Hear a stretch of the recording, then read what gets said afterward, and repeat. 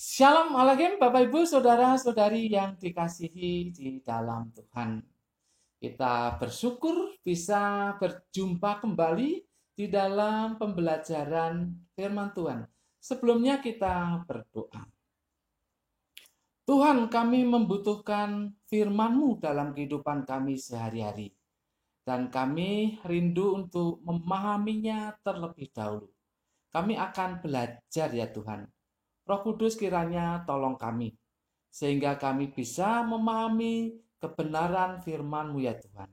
Dalam nama Tuhan Yesus, kami berdoa. Amin. Bapak Ibu, saudara-saudari yang dikasihi dalam Tuhan, kali ini saya akan memulai dengan penjelasan-penjelasan mengenai ayat-ayat atau perkataan-perkataan yang menurut saya unik dan memerlukan penjelasan, tapi sangat penting dan kita harus memahaminya karena kita akan hidup berdasarkan firman Tuhan. Jadi mulai hari ini saya ingin menjelaskan hal-hal yang unik di dalam Alkitab yang mungkin Anda belum tahu. Mungkin Anda belum tahu. Saya mengajak untuk Bapak Ibu Saudara-saudari membaca di dalam Matius pasal yang ke-8 ayat 21 dan 22. Matius pasal yang ke-8 ayat 21 dan 22. Saya bacakan demikian. Seorang lain, yaitu salah seorang muridnya, berkata kepadanya, Tuhan, izinkanlah aku pergi dahulu menguburkan ayahku. Tetapi Yesus berkata kepadanya, ikutlah aku dan biarlah orang mati menguburkan orang-orang mati mereka. Pembelajaran firman Tuhan kali ini saya berikan judul, orang mati menguburkan orang mati. Orang mati menguburkan orang mati. Ada pertanyaan di sini. Begitu tegakah Tuhan Yesus sehingga melarang orang yang hendak mengikutinya untuk menguburkan ayahnya terlebih dahulu? Apakah Tuhan Yesus itu setega itu? Pertanyaan yang kedua, bagaimana orang mati bisa menguburkan orang mati? Tentu saja tidak seperti yang kita bayangkan. Kalau kita memahaminya nanti kita baru ngeh ya, bahwa tidak setega itu Tuhan Yesus. Tidak setega seperti yang kita pahami. Bapak Ibu Saudara-saudari yang dikasihi dalam Tuhan, bangsa Israel mempunyai adat atau kebiasaan yang berbeda dengan kita. Oleh sebab itu, saat ini saya ingin menjelaskan mengenai dua keunikan ini berdasarkan dua pertanyaan tadi. Di bawah judul orang mati menguburkan orang mati. Yang pertama, apakah Tuhan Yesus benar-benar tega seperti apa yang kita maksudkan? Apakah Tuhan Yesus benar-benar tega seperti apa yang kita maksudkan? Masa iya menguburkan ayahnya terlebih dahulu tidak boleh? Bagian pertama ini menyangkut tentang sebuah benda yang namanya oswari. Oswari. Bapak Ibu bisa perhatikan foto yang saya pampang di sini ya. Perhatikan dengan baik yang namanya oswari tersebut. Oswari itu merupakan peti atau kotak tulang. Biasanya terbuat dari batu yang lunak atau kalau kita ya gamping gitu ya. Terbuat dari batu yang lunak yang dibuat kotak atau peti. Oswari itu berkaitan dengan yang namanya kebiasaan pemakaman kedua. Oswari ini berkaitan dengan pemakaman kedua. Apa maksudnya pemakaman kedua? Saya jelaskan begini. Orang Israel itu mempunyai adat, mempunyai kebiasaan untuk melakukan 2 kali pemakaman. Ketika seseorang meninggal, jenazah dari orang yang meninggal itu akan ditaruh di sebuah peti besar,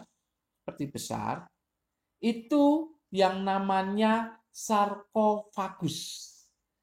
Mungkin Bapak Ibu pernah mendengar ini, sarkofagus. Atau juga diletakkan di satu tempat di pemakaman umum. Nah, cover pembelajaran firman Tuhan kali ini, itu saya berdiri di pemakaman Yahudi. Perhatikan bagian bawah itu ya. Di pemakaman Yahudi. Itu pemakaman umum. Jadi orang yang meninggal ditaruh di tempat itu. Itu juga bisa disebut sebagai sarkofagus ya, tetapi itu lebih kecil. Tapi yang diletakkan di sarkofagus itu biasanya orang-orang yang kaya, yang punya duit. Karena ini sarkofagus ini terbuat dari batu yang besar. Batu yang besar, kuat. Ya, keras. Itu besar, panjang. Nah, Bapak Ibu bisa lihat itu foto di situ ya, yang saya taruh di situ. Itu sarkofagus, itu besar. Ya. Kalau oswari tadi kan kecil-kecil. Tapi kalau sarkofagus itu besar. Nah, itulah yang disebut dengan pemakaman pertama. Jadi jenazah akan dimakamkan di tempat itu. Di tempat umum tadi, di mana saya berdiri itu, juga atau yang kaya itu di sarkofagus yang besar. Itu milik pribadi. Nah, Bapak Ibu saudara-saudari yang dikasihi dalam Tuhan, setelah 1 tahun, itu daging dari si jenazah itu ya seperti hilang gitu ya. Udah remuk jadi seperti tanah begitu. Seperti hilang begitu. Nah, oleh sebab itu dinamakan kota itu sarkofagus. Sarkofagus itu terdiri dari 2 kata, saks itu daging, dan fagein itu memakan. Jadi sarkofagus yang kota batu yang besar itu adalah istilahnya itu pemakan daging. Jadi setelah 1 tahun dibuka kota itu, yang tinggal hanya tulang-tulang saja. Yang tinggal hanya tulang-tulang saja. Nah, Bapak Ibu saudara-saudari yang dikasih dalam Tuhan, adat atau kebiasaan orang Yahudi lalu menaruh tulang-tulang itu dipindahkan ke oswari tadi. Nah, inilah yang dinamakan dengan pemakaman kedua. Jadi pemakaman pertama setahun sebelumnya itu di sarkofagus atau di tempat-tempat pemakaman umum. Kemudian setelah 1 tahun itu tulang-tulangnya diambil dan kemudian ditaruh di oswari dan diadakan upacara pemakaman. Itu pemakaman yang kedua, itu kebiasaan orang Yahudi. Adat orang Yahudi itu seperti itu. Ada apa dengan pemakaman yang kedua ini? Mengapa penting bagi kita untuk mengerti pemakaman kedua ini? Ada yang menafsirkan itu karena pengaruh atau ajaran dari orang-orang Farisi bahwa daging ini lokasi kodrat berdosa. Ya, berdosa. Manusia berdosa, lokasi kodratnya itu di daging itu. Oleh sebab itu, daging itu harus membusuk, ya, membusuk. Lalu tulang-tulangnya diangkat, kemudian diletakkan di tempat tersendiri. Nah, itu untuk menantikan kebangkitan yang benar nanti. Gitu ya. Ada juga yang menafsirkan bahwa pemakaman kedua ini berkaitan dengan orang-orang kaya. Sebetulnya tadinya tidak ada peristiwa ini. Tapi orang-orang kaya itu membuat acara ini. Jadi tulang-tulangnya disimpan di oswari, lalu kemudian ada upacaranya, lalu kemudian ini berpengaruh ke seluruh penduduk orang Yahudi. Tapi juga ada yang menafsirkan ini pengaruh filosofi Yunani Romawi. Tetapi yang paling dekat ini adalah karena itu ngirit tempat. Kalau sarkofagus, kalau semuanya sarkofagus kan panjang. Itu panjang sekali. Ya, kalau kotak-kotak oswari itu kan pendek-pendek. Jadi itu ngirit tempat. Ngirit tempat. Nah, Bapak Ibu Saudara-saudari yang dikasih dalam Tuhan, pada kenyataannya bahwa pemakaman kedua ini hanya dilakukan sampai abad yang ketiga saja. Ini menunjukkan bahwa sesungguhnya yang namanya pemakaman kedua itu tidak terlalu penting. Tidak terlalu penting. Ketika kita membaca firman Tuhan, khususnya ayat 22, tetapi Yesus berkata kepadanya, ikutlah aku, dan biarlah orang mati menguburkan orang-orang mati mereka. Itu berarti Tuhan Yesus tidak serta-merta tidak menghargai si orang yang akan mengikut dia dan kemudian mau menguburkan orang tuanya itu. Tidak serta-merta tega begitu saja, tidak.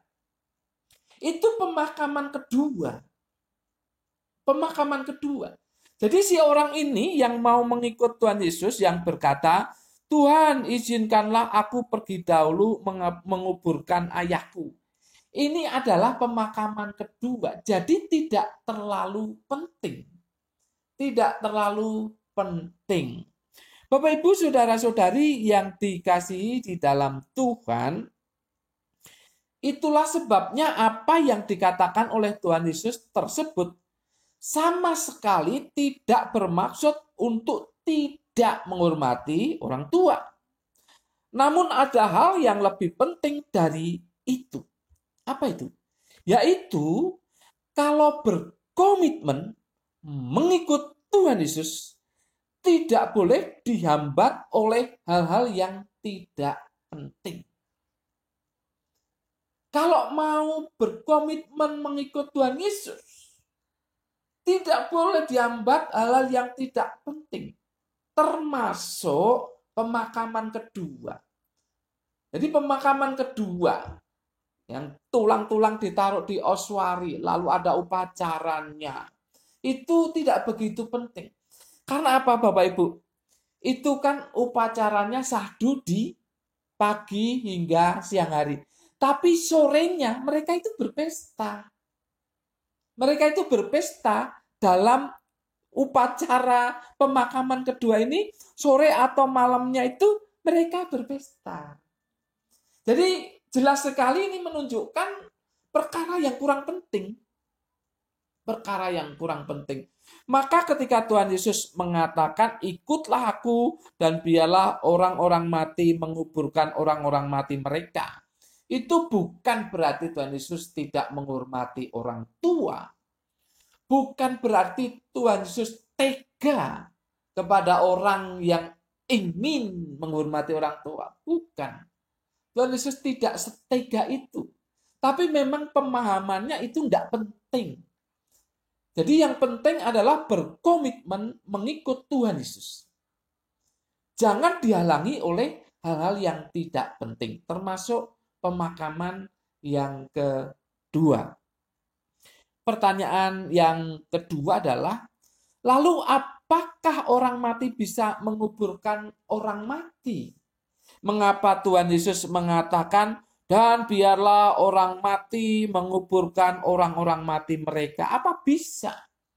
Ya jelas jawabannya tidak akan bisa. Bagaimana orang mati menguburkan orang mati? Itu kan pengertian letterlek-nya. Tapi tentu saja ini bukan pengertian letterlek. Ini adalah sesuatu yang digambarkan.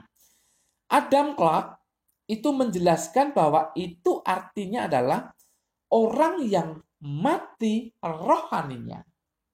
Orang yang mati rohaninya menguburkan orang yang mati jasmani. Orang yang mati rohaninya menguburkan orang yang mati jasmani. Kewajiban seperti itu bisa dilakukan oleh siapa saja. Oleh siapa saja. Perhatikan. Sedangkan panggilan Tuhan untuk mengikut Dia dan melakukan pekerjaannya adalah hal yang khusus dan istimewa dan harus segera direspons. Jadi untuk menguburkan orang mati itu bisa dilakukan siapa saja. Siapapun bisa melakukannya. Tetapi panggilan untuk mengikut Tuhan Yesus itu penting, itu istimewa. Itu sesuatu yang khusus dan harus segera direspons. Jadi biarlah orang yang mati rohaninya, ya biarlah mereka aja yang menguburkan orang mati. Pendapat ini sama seperti yang diungkapkan oleh ahli Alkitab yang lain yang bernama John Gill. Jadi intinya adalah orang yang mau mengikut Tuhan Yesus harus serius dan segera melakukan niatnya. Tidak boleh dihambat oleh hal-hal yang tidak penting. Bapak, Ibu, Saudara-saudari yang dikasihi dalam Tuhan. Jadi kita sudah paham di sini bahwa Tuhan Yesus bukan pribadi yang tega, bukan pribadi yang tidak menghormati orang tua. Tetapi di sini ingin menegaskan kalau ada seseorang yang berkomitmen untuk mengikuti Tuhan Yesus, apalagi kemudian untuk melakukan pekerjaannya, maka tidak boleh dihambat oleh hal-hal yang tidak penting, termasuk pemakaman kedua. Itu sesuatu yang tidak penting. Karena pemakaman yang pertama itulah yang penting. Pemakaman kedua tidak terlalu penting. Jadi tidak boleh menghambat komitmen seseorang untuk mengikut Tuhan Yesus. Panggilan Tuhan Yesus harus segera direspons. Jadi untuk menunjukkan dia sungguh berkomitmen, maka harus cepat segera merespons panggilan Tuhan Yesus. Jadi biarlah tanggung jawab untuk menguburkan itu dilakukan oleh orang-orang yang lain. Kalau memang berkomitmen untuk sungguh-sungguh mengikut Tuhan Yesus. Ini perkataan Tuhan Yesus kepada orang yang mau mengikut Dia. Bapak, Ibu, Saudara-saudari yang dikasihi dalam Tuhan. Apakah Anda belum menerima atau berkomitmen untuk mengikut Tuhan Yesus? Jikalau masih ada yang belum, mari segera berkomitmen. Jangan dihalangi oleh hal-hal yang tidak penting. Karena komitmen untuk menerima panggilan Tuhan Yesus, yaitu untuk percaya kepadanya, untuk menerima Dia, dan untuk melayani, itu adalah terpenting. Membutuhkan komitmen. Amin. Mari kita berdoa. Tuhan, kami bersyukur sudah belajar akan satu perkara, satu pelajaran yang penting. Bahwa untuk mengikut Engkau harus serius. harus punya komitmen yang sungguh-sungguh. Tidak boleh dihalangi oleh hal-hal yang tidak penting. Dan menerima panggilanmu harus segera dilakukan. Kami harus segera merespons ketika Engkau memanggil kami untuk melayani Engkau. Terima kasih untuk firman Tuhan yang sudah kami pelajari. Di dalam nama Tuhan Yesus, kami berdoa dan mengucap syukur. Semua yang percaya katakan amin. Tuhan memberkati Bapak Ibu, saudara-saudari senantiasa